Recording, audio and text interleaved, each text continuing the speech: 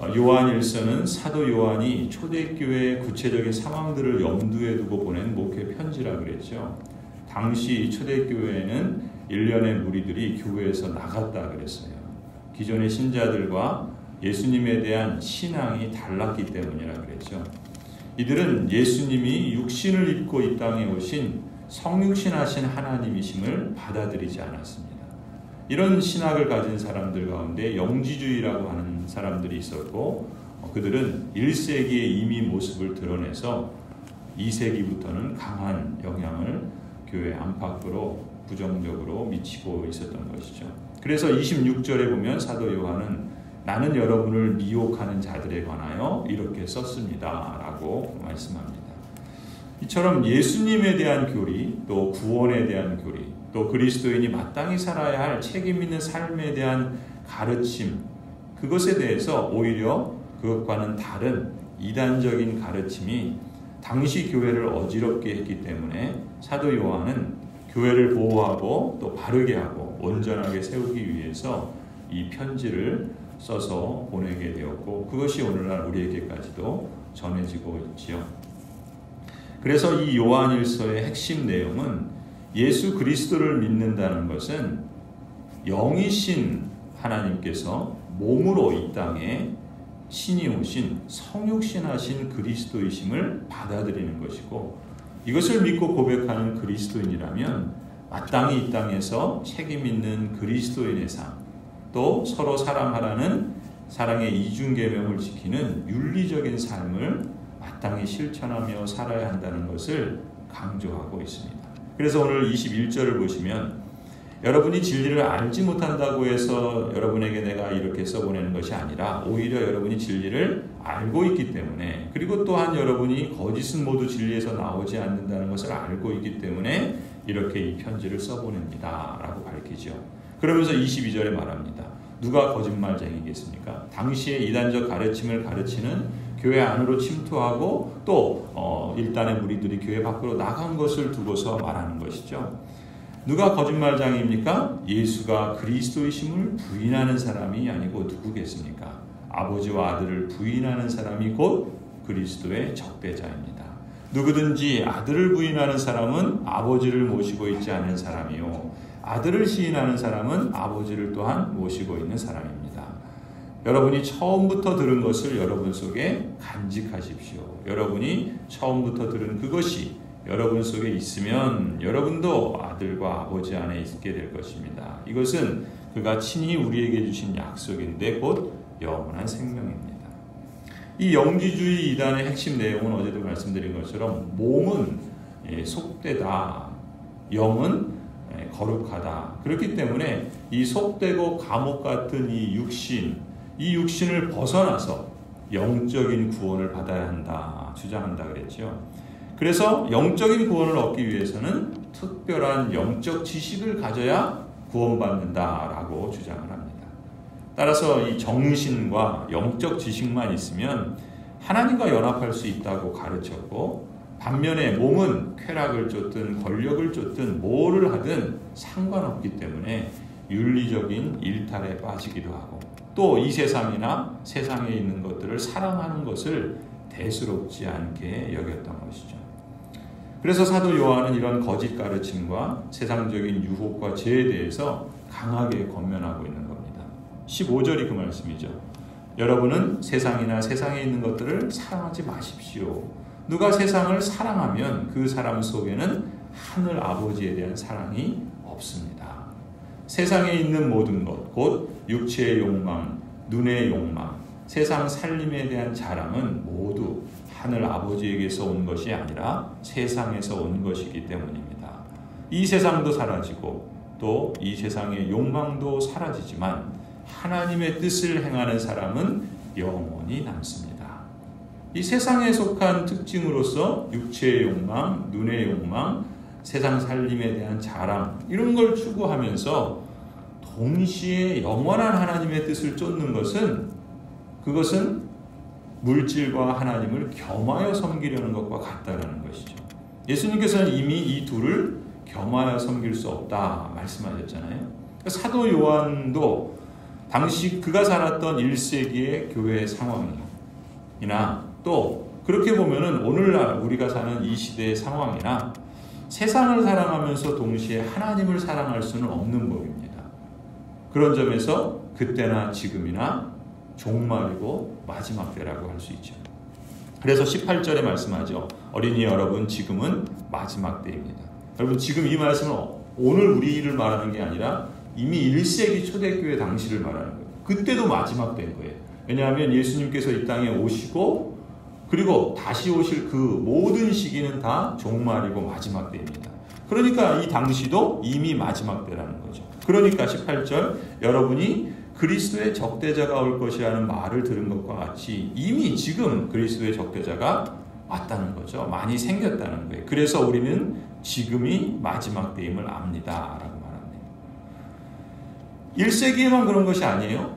그렇게 보면 그 이후로 지금까지도 앞으로도 계속해서 오늘날에도 수많은 사람들이 다양한 이름의 이단들에 빠지고 그걸 진리인 양 헛된 열심으로 전파한단 말이죠. 19절에 말씀합니다. 그들이 우리에게서 갔지만 그들은 우리에게 속한 자들이 아니었습니다. 각종 이단들도 무슨 교회라 그러고 또 신학교도 있고 교단도 있고 기독교의 이름을 사용합니다. 자신들이 진리인 양 사람들을 포섭하고 또 가르치고 또 그 거짓된 가르침을 설파합니다. 하지만 그들은 19절 말씀처럼 원래부터 우리에게 속한 자들이 아니라는 거예요. 그들은 원래부터 하나님 나라에 속한 자들이 아닙니다.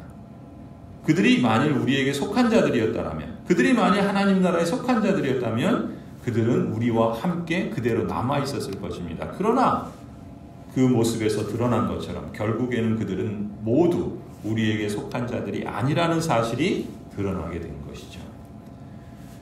그들은 자신들이 믿는 거짓된 신앙의 내용과 또 비윤리적이고 반사회적인 행동들을 서슴지 않으므로 자신들이 하나님께 유기된 자임을 스스로 입증하는 셈입니다.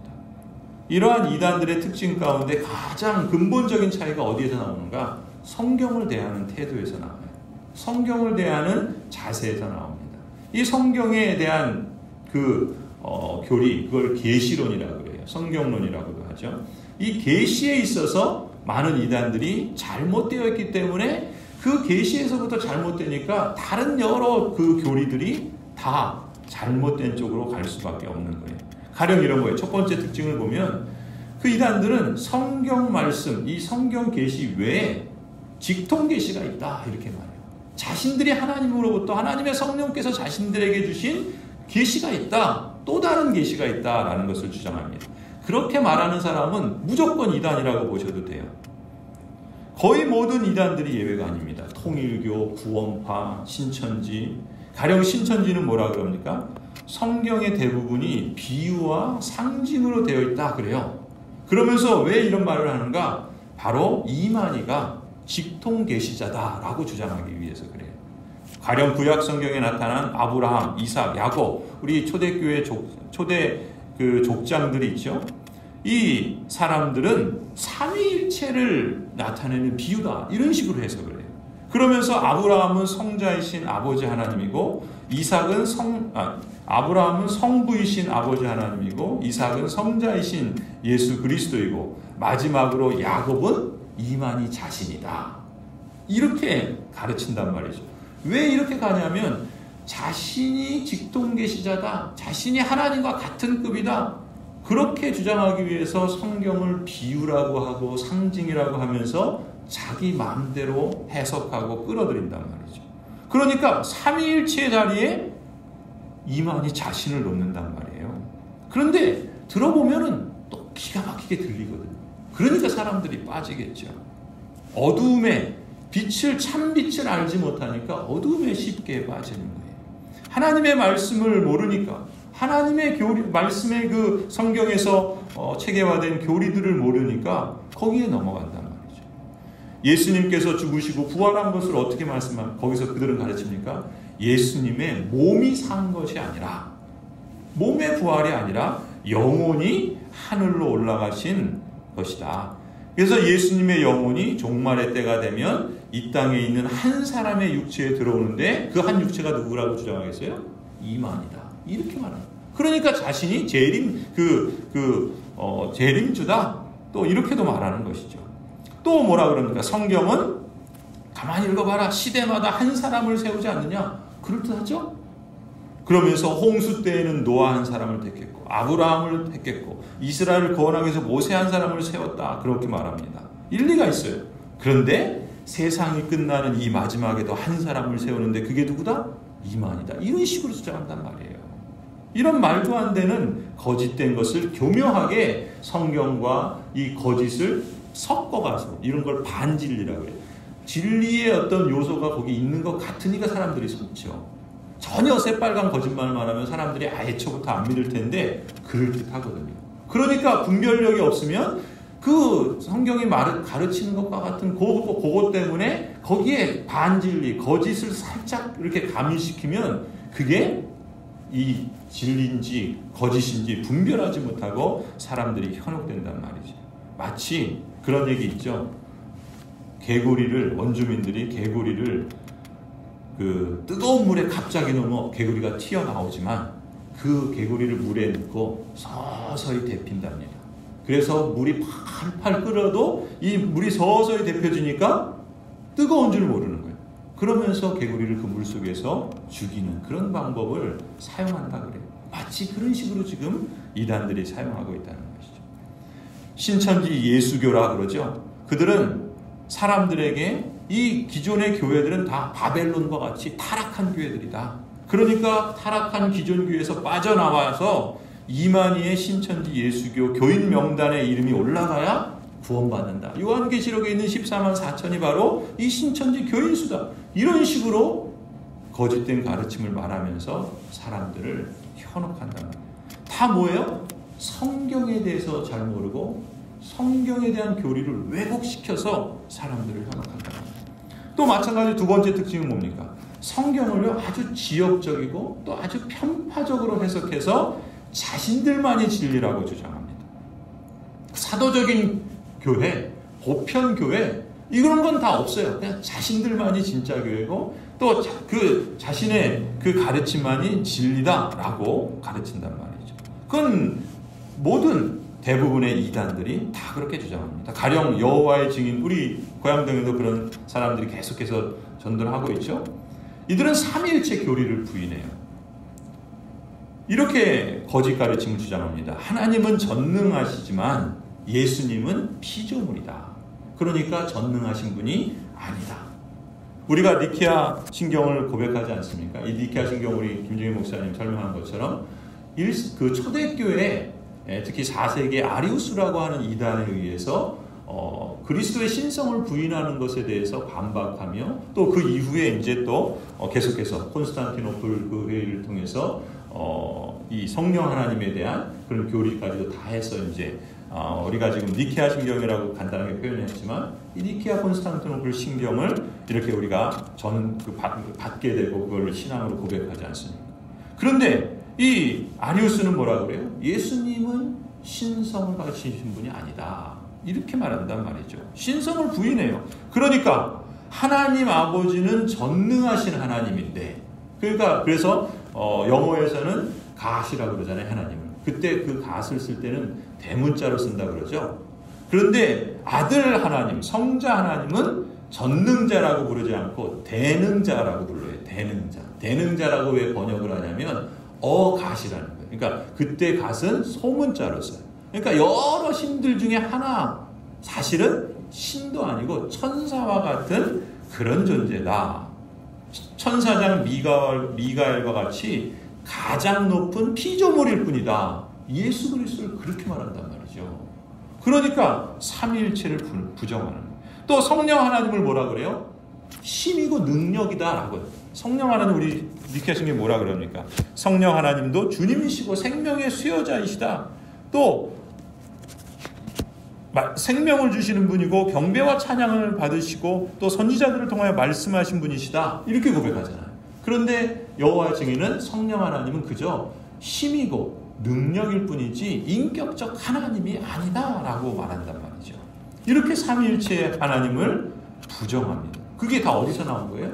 성경을 지역적이고 편협하게 이해하기 때문에 그렇게 되는 거예요. 그러니까 이처럼 여호와의 증인은 어떻게 하겠습니까?